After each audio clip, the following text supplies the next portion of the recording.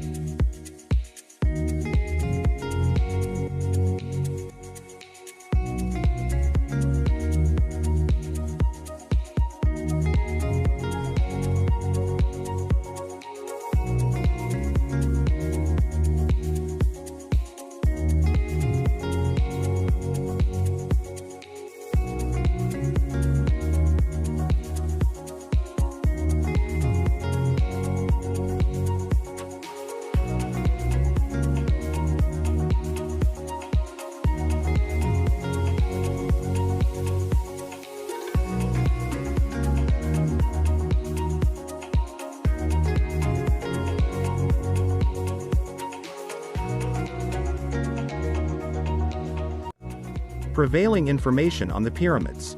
The greatest pyramid of the Giza Pyramid Complex, also known as the Giza Necropolis, lies about 11 miles or 25 kilometers southwest of Cairo, the Egyptian capital. It is 481 feet or 147 meters tall, and its construction alone is said to have taken 20 to 30 years. The Pyramid of Khufu, so named in honor of the Egyptian pharaoh Khufu, the second pharaoh of the 4th dynasty, who ordered its construction, is taller than the pyramids of Menkaure and Khafra. All of the pyramids are said to have previously been encased in casing stones, which were constructed of highly polished limestone. However, throughout the centuries, most of the casing stones were wrenched free and employed on other construction projects. Only at the very top of Khafra's pyramid can you still see any of the limestone casing. Each pyramid at Giza was surrounded by a complex of temples that also comprised a mortuary temple, a valley temple, and a network of sloping causeways that connected them. Several members of the royal family were buried in surrounding smaller pyramids, which brings us to some amazing mysteries and answers which we will be looking at today. The perfect alignment of the pyramids. Researchers have been baffled by the Giza pyramids for centuries, not merely because of their enigmatic holes and secret chambers, but also because it is unclear how the ancient Egyptians managed to construct such spectacular buildings without using contemporary technology. How the structures positioned themselves so precisely is one of the most puzzling problems. The Great Pyramid of Giza, also known as the Great Pyramid of Khufu, is 138.8 meters or 455 feet tall and almost perfectly aligned along the cardinal points of north, south, east, and west, while being somewhat uneven. In a study that was published in 2017 in the Journal of Ancient Egyptian Architecture, archaeologist and engineer Glenn Dash stated that the Great Pyramid of Khufu's constructors aligned the enormous monument to the cardinal points with an accuracy of better than 4 minutes of arc, or 1/15 of 1 degree. In fact, all three of the major Egyptian pyramids, 2 at Giza and 1 at Dashur, are remarkably aligned in a way that defies expectations given the lack of drones, blueprints, and computers at the time. Dash noted that all three pyramids have the same type of mistake. They are turned slightly counterclockwise from the cardinal points. Although there are various theories as to how they accomplished this, like utilizing the sun's shadow or the pole star to align the pyramids, it is still unclear how these theories actually worked. Dash came up with a new, easier plan.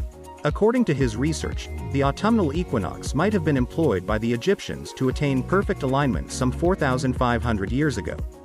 The equinox is said to occur twice a year when the Earth's equator passes through the center of the sun's disk and day and night are roughly equal in length. Due to the presumption that they wouldn't offer sufficient precision, equinox measurements have previously been disregarded as a potential alignment technique. Dash's research nevertheless demonstrated a method by which this may have succeeded, using a gnomon, a rod. In order to determine this, Dash conducted his own experiment beginning on September 22, 2016, the first day of the fall equinox in 2016, using a gnomon to cast a shadow. He formed a smooth arc of points by periodically tracking the shadow's point. He eventually intercepted 2 of the curve's points and drew an almost flawless line that ran east-west by wrapping a taut length of thread around the pole. Additionally, he demonstrated that the fault is slightly counterclockwise, which is comparable to the minor inaccuracy discovered in the alignment of the Khufu and Khafra pyramids at Giza and the Red Pyramid at Dashur. Dash claimed that while the trial was carried out in Connecticut, the identical procedure ought to be effective in Egypt. Actually, Dash told the media that all the ancient Egyptians would have needed to build the pyramids was a day that was clear and bright. Counting 91 days ahead from the summer solstice would have allowed the Egyptians to calculate the October equinox, he said. Although his paper suggests that this method could have been employed to line up the pyramids, there is still no conclusive proof that this was the case. Unfortunately, the Egyptians didn't leave us many hints. There are no technical explanations on how the ancient Egyptians oriented any of their temples or pyramids in engineering records or architectural blueprints, penned Dash. The idea that something as basic as recording shadows at the fall equinox may have been clever enough to align some of humanity's most iconic ancient monuments is an intriguing one, even if we may never know what actually occurred. Almost all pyramids were constructed west of the Nile. Superstitions and symbols abound in ancient Egyptian civilization, which helped people make decisions. It should thus come as no surprise that mythology served as a guide in determining where the ancient pyramids were built. The majority, and for a specific reason, were constructed on the west bank of the Nile. Pharaohs were buried in the pyramids, thus it seems to reason that their souls would stay there, as that is where their trip into the afterlife will start. The sun and the afterlife were interwoven for the ancient Egyptians. Slaves did not build them. It may not be true, despite popular belief, that slaves built the pyramids. Through his writings, the Greek historian Herodotus contributed to the belief that slaves constructed the pyramids. Hollywood then popularized the idea, but it might not be accurate. The tombs of the builders of the pyramids were found in the 1990s. Egyptologists are confident that they were not slaves but rather lower-class builders. Their interment in a tomb demonstrates that their contribution to the construction of the pyramids was a source of respect and that they were not treated as slaves would have been.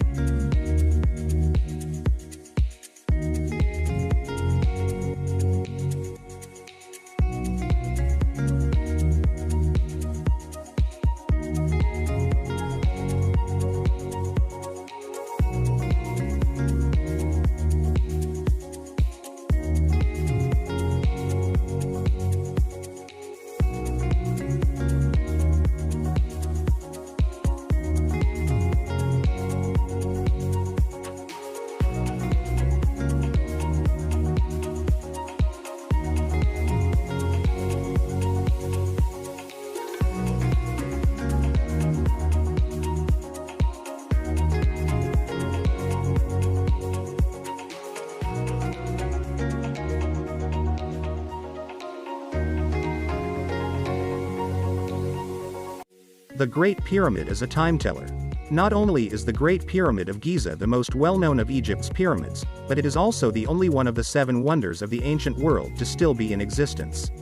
Although there are numerous reasons why the Great Pyramid is magnificent, its ability to tell time is one among its most intriguing features. The building really serves as a massive sundial, with its shadow indicating the hour by illuminating symbols carved into the stone. The theory that the number pi may have been purposefully included into the structure of the Great Pyramid of Khufu at Giza was initially put out by John Taylor. He found that dividing the pyramid's circumference by its height yields a value that is quite near to 2 and pi. He related it to the fact that 2 and pi is obtained when the radius and circumference of a circle are divided. He hypothesized that the Great Pyramid could have been designed as a depiction of the spherical Earth, with the height equal to the radius from the Earth's center to the North Pole and the perimeter to the Earth's circumference at the equator. In his book The Great Pyramid, Why Was It Built?, Taylor outlined his concepts. Published in 1859, and Who Built It?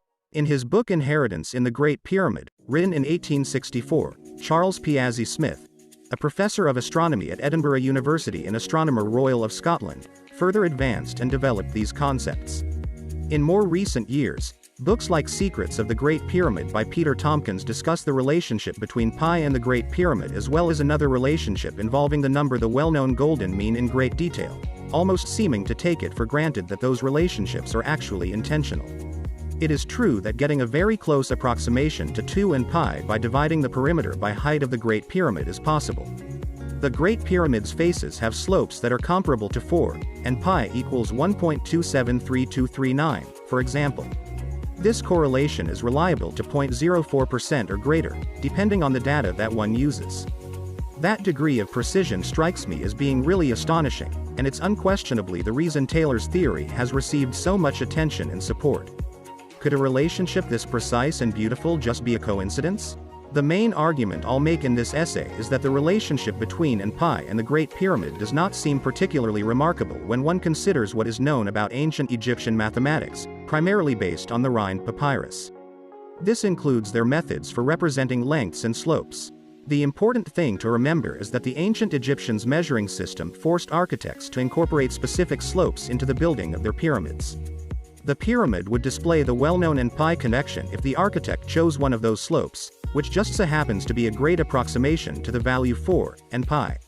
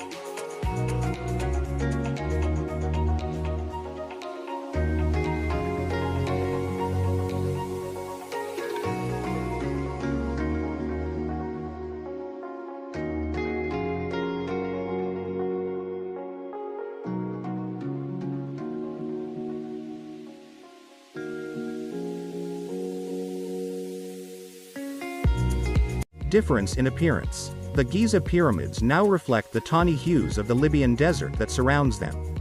But when they were at their best, they shone. White limestone that had been beautifully polished originally covered the pyramids. They sparkled and lighted up as the sun hit them. Some academics think that the capstones of the pyramids may have also been covered with gold.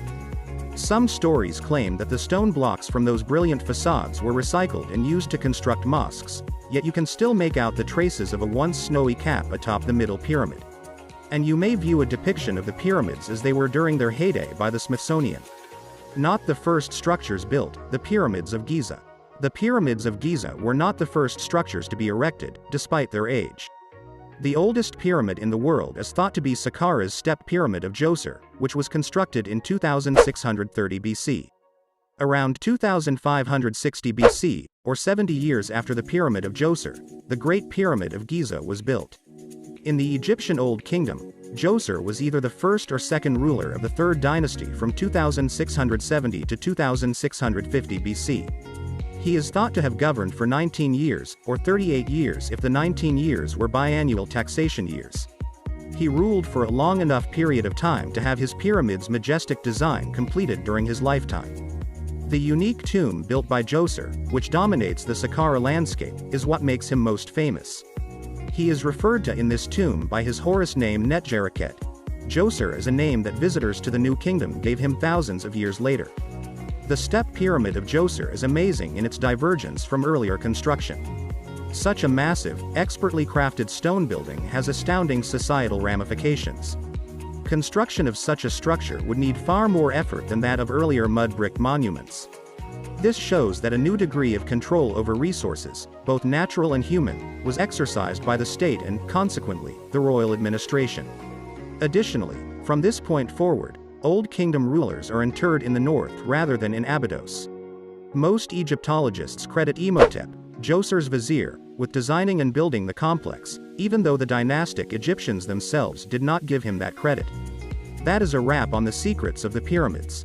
Thanks for staying till the end of this video. Share your thoughts or comments in the box below. See you next time.